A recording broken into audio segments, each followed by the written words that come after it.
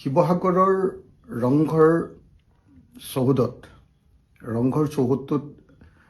পানী জমা হোৱাৰ কাৰণে সমগ্ৰ অসমৰ সচেতন ৰাইজ, ঐতিহ্যপ্ৰেমী ৰাইজ সাংঘাতিকভাৱে চিন্তিত হৈ আছে। শিৱসাগৰৰ বিধায়ক হিচাপে মই অধিক চিন্তিত হৈ পৰিছোঁ। কালি বৰষুণৰ ফলস্বৰূপে, পৰহি দিয়া বৰষুণৰ ফলস্বৰূপে কালি ৰংঘৰ চৌহদ পানীৰে ভৰ্তি হৈ গৈছিল আৰু আজি পুৱাৰ পৰা মই PWD ডিপাৰ্টমেণ্টৰ, ৰোডছ ডিপাৰ্টমেণ্টৰ আমাৰ শিৱসাগৰৰ এক্সিকিউটিভ ইঞ্জিনিয়াৰ অনুপম হাজৰিকা, SDO প্ৰশান্ত বুঢ়াগোহাঁই, আমাৰ চিভিল SDO, আমাৰ CO মানে চাৰ্কুল অফিচাৰ নাকিব আহমেদ আৰু AHI আৰ্কিঅলজিকেল ছাৰ্ভে অফ ইণ্ডিয়াৰ শিৱসাগৰৰ যিজন ইনস্পেক্টৰ গুণাঞ্চু কলিতা, তেওঁলোকক সকলোকে অনুৰোধ কৰিছিলোঁ, আহ্বান জনাইছিলোঁ, নিৰ্দেশ দিছিলোঁ যে সোনকালে এই পানীখিনি নিষ্কাশনৰ ব্যৱস্থা কৰিব লাগে। ইয়াৰ আগতেও আচলতে ৰংঘৰত পানী জমা হৈ থাকে, বছৰে বছৰে পানী জমা হয় আৰু জমা হোৱাৰ প্ৰধান কাৰণটো হ'ল যে ৰংঘৰৰ যিটো চৌহদ, সেই চৌহদটো এতিয়া চাপৰ হৈ গ'ল। মানুহবিলাকে যিবিলাক কাষৰে পাজৰে ঘৰবিলাক বনাইছে, সেই ঘৰবিলাকৰ গোটেই ভেটিটো ওপৰলৈ উঠি গুচি গ'ল, যাৰ ফলস্বৰূপে ৰংঘৰৰ পৰা পানীখিনি ওলাই যাব নোখোজে। আনহাতে ৰংঘৰৰ পৰা যিটো ড্ৰেইন খন্দা হৈছে দুইফালে ওলাই যাব পৰাকৈ পানী, কি হৈছে, সেই ড্ৰেইনবিলাকৰ যিবিলাক পথ, সেই পথবিলাক ইতিমধ্যে বন্ধ হৈ গৈছে, যথেষ্ট পৰিমাণে বন্ধ হৈ গৈছে। ক'ৰবাত কোনোবাই ৱাল দি দিছে, অকণমান এটা সৰু ফুটা ৰাখি থৈছে। ক'ৰবাত আকৌ সেই এতিয়া আপোনাৰ ৰংঘৰ প্ৰকল্পটো চলাই আছে, সেই ৰংঘৰ প্ৰকল্পটোত মাটি জমা কৰি দিয়াৰ কাৰণে পিছফালৰ পথাৰখনলৈ পানী যাব নোৱাৰে এতিয়া। তাৰোপৰি কি হৈছে যে এই যিটো ড্ৰেইন, এই ড্ৰেইনৰ এটা অংশত 80 মিটাৰমান কি হৈছে, সেই অংশটো মানুহৰ ঘৰৰ মাজে মাজে ড্ৰেইনটো যোৱাৰ কাৰণে ক'ৰবাত মানে পুৰা অবষ্ট্ৰাক্টেড হৈ গৈছে, ড্ৰেইনটো পানী যাব নোৱাৰা পৰিস্থিতি হৈছে। তাৰ পিছফালে আমাৰ যিটো জুৰি আছে, সেই জানটো আচলতে পানী যাব পৰাকৈ এতিয়া ভালকৈ সেই জানটো চলি থকা নাই। তাৰ ফলস্বৰূপে কি হৈছে, বহুত পুৰণি আমাৰ ৰংঘৰ চৌহদটো, আমাৰ ৰংঘৰ যথেষ্ট চাপৰ হৈ গৈছে আৰু ৰংঘৰ চৌহদৰ সেই পানীটো ওলাই যোৱাৰ পথটো প্ৰায় ৰুদ্ধ হৈ যোৱাৰ নিচিনা হৈছে। তাৰ ফলস্বৰূপে যোৱা বেছ কিছু বছৰ ধৰি পানী যথেষ্ট পৰিমাণে এনেকৈ ৰৈ যোৱা আৰম্ভ কৰিছে। মই কেইবাবাৰো এইটোক লৈ ছাৰ্ভে কৰিছিলোঁ আৰু আজি আটাইবিলাক অফিচাৰ আৰু আমাৰ ৰাইজৰ দলৰ যিসকল নেতা কৰ্মী, আমাৰ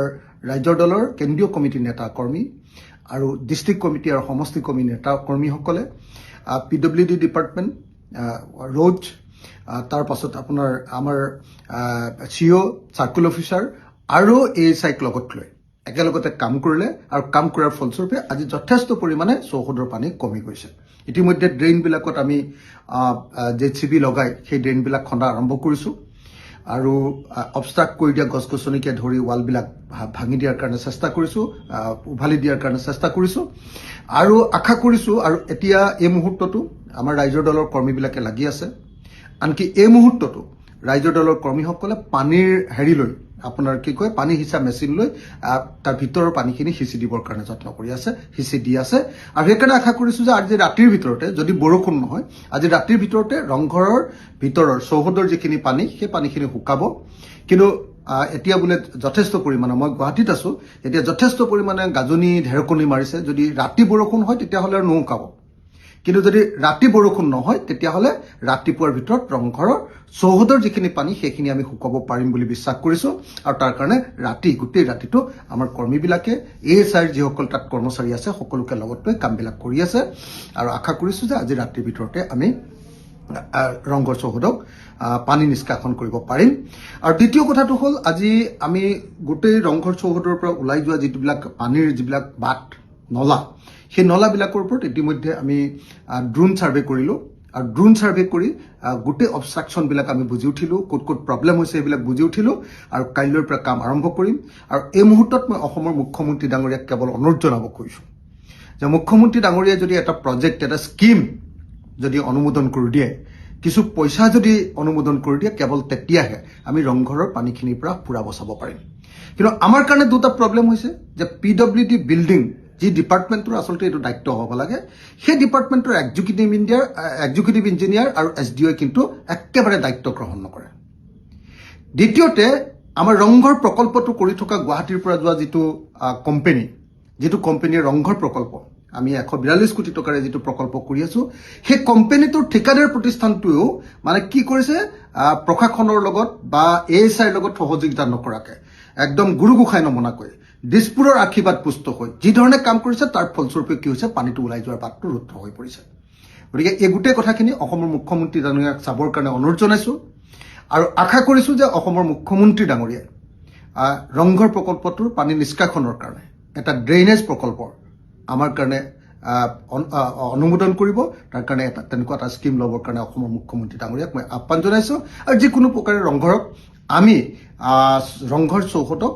পানীমুক্ত কৃত্ৰিম বানপানীমুক্ত কৰিবৰ কাৰণে বদ্ধপৰিকৰ হৈ আছো মই শিৱসাগৰবাসী ৰাইজকো আহ্বান জনাইছো শিৱসাগৰবাসী ৰাইজকো মই প্ৰতিশ্ৰুতি দিছো যে আমি কামত লাগি আছো আৰু সোনকালে আমাৰ অতি চেনেহৰ অতি মৰমৰ